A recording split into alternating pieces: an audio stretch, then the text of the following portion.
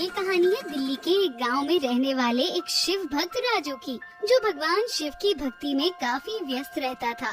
राजू मजदूरी करता था और उससे वो जो भी कमाता था उससे ही अपना घर चलाता था। उसका बस एक ही सपना था कि वो केदारनाथ जाकर शिव जी के मंदिर में उनकी पूजा करे। वो केदारनाथ की यात्रा करना चाहता था और भगवान शिव के चरणों में समर्पित हो जाना चाहता था। वो शिव जी की भक्ति में इतना लीन रहता था कि लोग उसे पागल भी कहते थे, क्योंकि न उसने कभी शादी की और न ही कुछ काम करने की इच्छा थी। बस वो इतना ही काम करता था जिससे उसे 2 वक्त की रोटी मिल सके। उसके दिमाग में सिर्फ शिव ही चलते रहते थे। तो फिर उसने एक दिन खुद से बोला, अब मुझे अपने प्रभु भगवान शिव के धाम जाना ही होगा।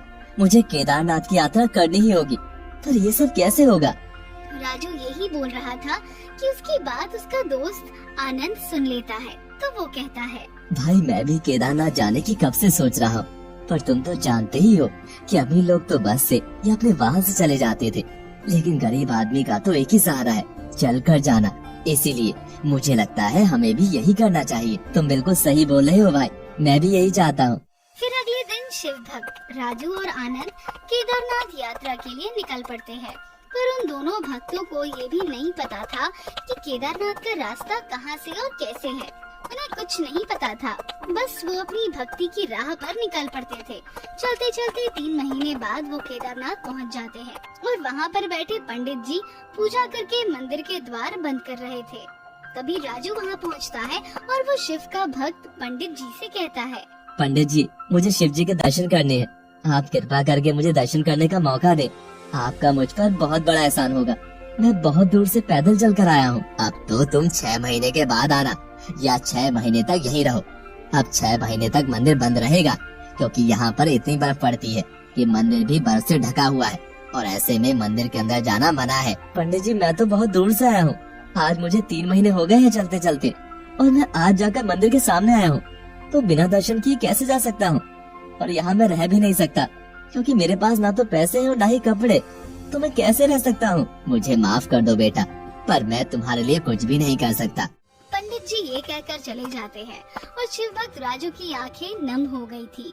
वो बेचारा इतनी दूर से आया और तब भी शिव की एक झलक तक नहीं पा सका। उसके मन में काफी दुख था इस बात का।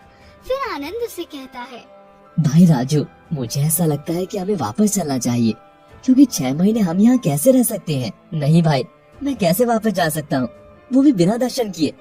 पर तुम सही बोल रहे हो कि यहाँ पर भी कैसे रह सकते हैं। अब रात का समय हो रहा है और अब मेरी हालत भी खराब है। तो क्या करना है, हम कल सुबह देखेंगे। फिर राजू मंदिर के बाहर ही बैठ जाता है। इतने में ही उसे एक चमक उसकी तरफ आती है और उसमें से उसे एक काला सा छाया दिखाई देता है, जो एक बैरागी बाबा जैसा था, और वो उसकी ओर आ रहे थे। फिर राजू आनंद से पूछता है, भाई वहाँ देख, एक बाबा खड़े हैं जो हमारी ही तरफ आ रहे हैं। भाई मुझे तो वहाँ कोई दिखाई नहीं दे रहा है। तभी वो काला साया राजू के पास आ जाता है और उससे कहता है, लो राजू, ये खाना खा लो और सो जाओ। तेरी हर परेशानी हल हो जाएगी। आपका बहुत बहुत शुक्रिया, मैं आपका ये आभार कभी नहीं भूल सकता। फिर राजू वो खाना आनंद को भी लेता है, पर आनंद को समझ नहीं आया था कि आखिर उन्हें खाना कौन देकर गया था। पर उसे बहुत भूख लगी थी, तो वो चुपचाप खाकर सो जाता है। फिर जब वो अगले दिन उठता है तो पंडित जी आते हैं और उसे कहते हैं, अरे बेटा, तुम 6 महीने से यहीं पर बैठे हो, आज तुम्हें पक्का शिव जी के दर्शन होंगे। 6 महीने? मैं तो कल रात ही खाना खाकर सोया था और आज सुबह 6 महीने हो गए। आप क्या बोल रहे हैं पंडित जी? ये क्या कह रहे हो तुम? तुम्हें खाना किसने दिया? रात में तो यहाँ कोई भी नहीं था। हाँ पंडित जी, हम कल रात ही तो आए थे, और इतनी जल्दी 6 महीने कैसे हो गए? कल एक परछाई रात में मेरे पास आई थी, जो बिल्कुल एक बैरागी बाबा जैसे थे, और उन्होंने मुझे कहा कि तू खाना खा ले और सो जा, मेरी सारी परेशानी खत्म हो जाएगी। उन्होंने ऐसा भी बोला था। ये बताओ, वो बैरागी बाबा दिखते कैसे थे? सर पर उनके जटा थी और शरीर पर शेर की खाल, और एक हाथ में लकड़ी जैसा कुछ था।